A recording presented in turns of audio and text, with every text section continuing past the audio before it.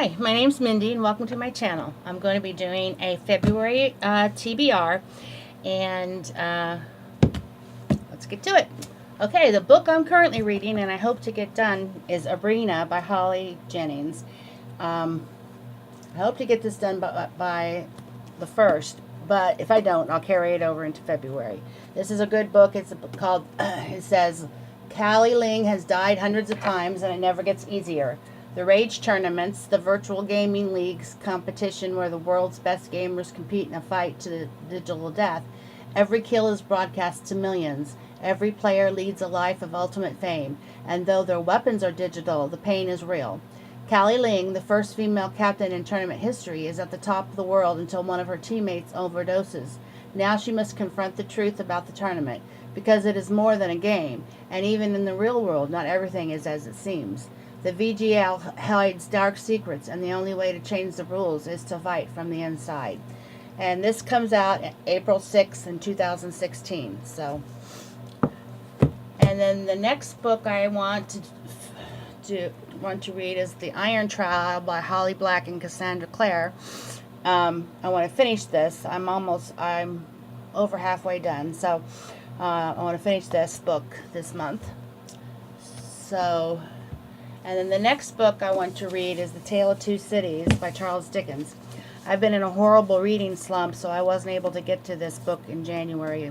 My goal was to try to read a classic a month, but I'm going to be behind one because I wasn't able to read in January. But I hope to get this done in February.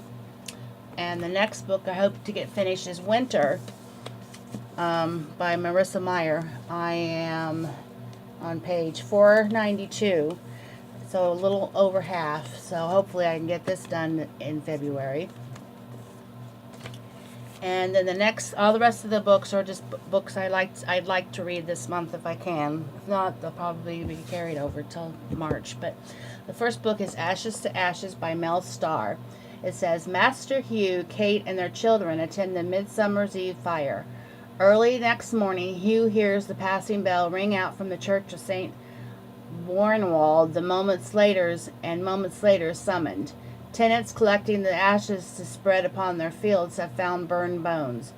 Hugh learns that the bones are those of a bailiff from a nearby manor. Someone has slain him and placed his body in the fire to destroy evidence of murder. Bailiffs are not popular. Did this man die at the hand of some angry tenant? Hugh soon discovers that there is quite another reason for murder. Okay, and then the next book is 15 Verses to Pray for Your Husband by Elizabeth George. Your prayers for your husband are a priceless gift, a priceless show of support that lets him know you care about him and want God's best for him. In 15 Verses to Pray for Your Husband, you'll discover Bible passages you can use as springboards for lifting your husband up to God. Praying the scriptures is especially powerful because you are actually praying what God desires for your spouse. Praying in this way will invite God to bring about change and blessings in your circumstances and lives, increase your awareness of the ways God is at work in your husband, bring deeper unity to your marriage relationship. As you draw closer to God, you'll draw closer to your husband as well. You'll both be enriched and encouraged as you make a habit of asking for God's guidance in your partner's life. And then, A Son's Vow by Shelley Shepherd Gray. 3 months ago, everything changed for Darla Kurtz and her family. Darla's father was responsible for a terrible fire at Charm's lumber mill that killed 5 Amish men. Though her father lost his life too, the town of Charm hasn't looked at her family the same since. Now her brother's anger at the town is spilling over onto Darla, and she has the bruises to prove it. The accident already cost 5 lives, but if something doesn't change soon, Darla fears it will cost her and her family even more. Suddenly, Lucas Kinsinger, the head of his father's lumber mill, who is responsible for taking care of his 3 siblings, feels more overwhelmed than ever.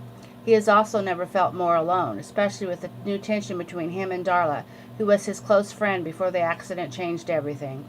But when he learns of her troubles at home, Lucas knows he can't simply stand by and watch. Someone has to help her before another tragedy occurs, and that someone is him.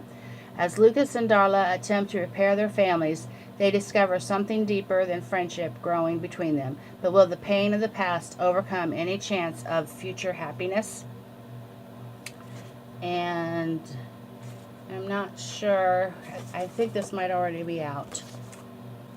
So, and then The Peaceful Wife by April Cassidy. In today's workplace, women are often rewarded for having type A personalities, driven, demanding, ambitious, and strong. Yet when it comes to their marriages, those same traits can backfire. After all, no one goes into marriage hoping for a promotion. What's a wife to do? April Cassidy knows this struggle firsthand. She thought she was a great Christian wife and begged God to make her passive husband into a more loving, involved, godly leader. Instead, God opened her eyes to changes that she needed to make, such as laying down her desire for control and offering genuine, unconditional respect, not just love, to her husband. Cassidy's conclusions may be as startling to readers as they were to her, but she and many others have learned to reorient their lives to biblical commands, resulting in healthier, happier marriages. In the end, you'll find The Peaceful Wife a powerful path to God's design for women to live in full submission to Christ as Lord. And then the next book is Beyond the Silence by Tracy Peterson and Kimberly Woodhouse. Lily Porter has always wanted to fulfill her mother's dream of going west, so when she hears about a nanny position in Angels Camp, California, she defies her grandfather and takes a chance on a new future. But she quickly wonders if she made the right choice. Murky rumors swirl around Woodward Colton, her new employer, but the gossip doesn't match the man Lillian comes to know. Still, something dark did happen in the family's past. Lillian's 7-year-old Charge hasn't spoken in over a year.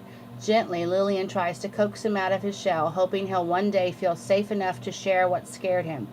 But the Colton Olive Farm is no longer a safe place. Lillian encounters suspicious characters on their land and mysterious damage done to the farm. When the housekeeper is brutally attacked, the town once again suspects the worst.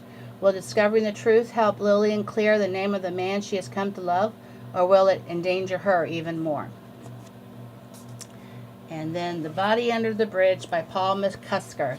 It's a Father Gilbert mystery. A former Scotland Yard detective, Father Gilbert knows about death, but as priest of a modest Anglican church in a small Sussex town, he didn't expect it to show up like this. First in a suicide from the church tower, and then in the discovery of a 200-year-old body beneath an ancient bridge. The deaths are linked. The mummified corpse reignites a century-old battle between two local families, the Todds and the aristocratic Hashams, and the search for a legendary sword and ring that may have diabolical power. Against his will, Father Gilbert is thrown into a mix of local violence and depravity, and the underlying motives of both the living and the dead. Okay, that's all I have planned to try to read this month. Hope you have a good reading month, and thanks for stopping by. Bye.